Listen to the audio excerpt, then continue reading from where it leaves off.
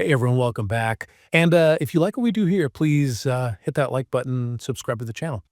Lately everyone's been talking about the crazy high price of eggs. And you might think, okay, eggs are pricier, so what? But this goes way deeper than just an inconvenience. It's a full-blown crisis, especially in New York City, where the bacon, egg, and cheese is like sacred. So let's head over to Flatbush, Brooklyn, to the sandwich spot Deli. The owner there, Abood Ali, he's dealing with this firsthand. Abood used to sell something like 100 bacon, egg, and cheeses every day now. He's lucky to hit 30. You see, egg prices going up means he's had to raise his own prices. And people just aren't buying as much. Abood's even joking, well, half joking, that he might have to start raising chickens in his basement. I mean, that's how serious this is. This isn't just about breakfast anymore. This is about people's livelihoods. But New Yorkers, they always find a way, right? Up in the Bronx, some bodegas, they've gotten creative. They're selling eggs Lucy style, just like cigarettes. Yeah, packs of 3.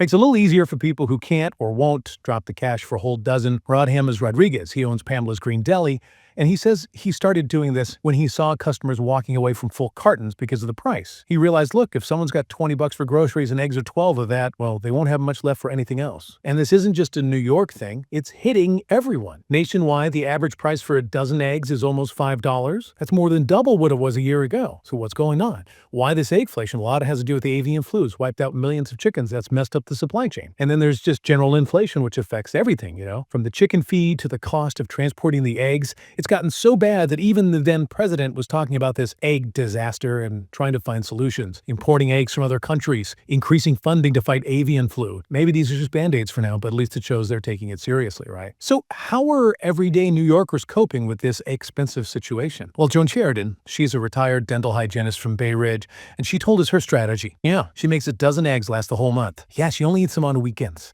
Eggs have become like a weekend treat, a small luxury she can still afford. Or in Flatbush at the smoke shop Deli and grocery warden, Jordy Ortiz, he's dealing with this every day. Customers are shocked by the prices, and Jordy's the one who has to explain why. I mean, he's hoping for a price drop just like everyone else. There's a silver lining here. At the smoke shop Deli, you can still get a bacon, egg, and cheese for just $5. So this whole egg thing, it really makes you think. I mean, deli owners, regular people, everyone's having to come up with new ways to deal with this. It really shows you how resourceful New Yorkers are, though, finding ways to keep that bacon, egg, and cheese on the menu, even if it means having it less often. But what about the long term? What happens next? Will we always be paying these crazy prices for eggs? Will we see more people turning to those egg substitutes, like those plant-based things?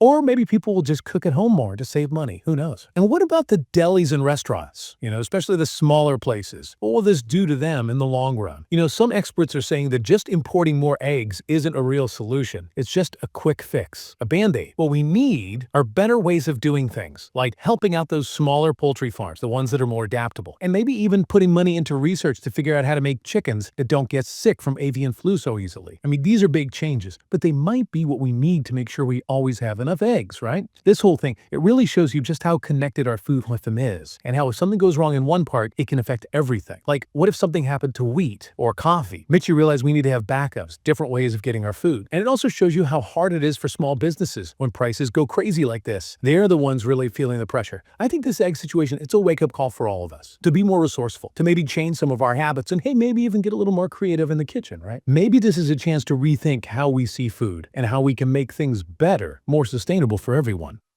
Okay, so we've talked about how these crazy egg prices are changing things in New York City, how it's affecting the delis, how people are trying to make their food budget stretch further. And we've looked at what's causing this whole eggflation thing, right? The avian flu, inflation in general. And we even mentioned how the government is trying to step in and do something. But beyond all the numbers and the politics, there's a real human story here. People like Abood Ali, James Rodriguez, Jordy Ortiz, these are the deli owners, right? They're the ones dealing with these rising costs every day. They're worried about what's going to happen, but they're still trying to keep their businesses going, keep their communities fed. And then we heard from Joan Sheridan, too, who's having to make some tough choices about how to spend her money. And for her, eggs have become a special thing, something she only gets to enjoy once in a while. These stories, they remind us that this isn't just about economics, it's about people, real people whose lives are being changed by this. So next time you're making an omelet, or you're lucky enough to grab a bacon, egg, and cheese, take a second to think about that egg. Think about where it came from, all the things that had to happen to get it to your plate. This whole egg thing, it's shown us how delicate our food system really is, and how important it is to make it stronger, make it fairer for everyone. We hope this deep dive has given you something to think about, maybe even given you some ideas about how we can all do our part to build a better, more sustainable way of eating. Remember, every little thing helps,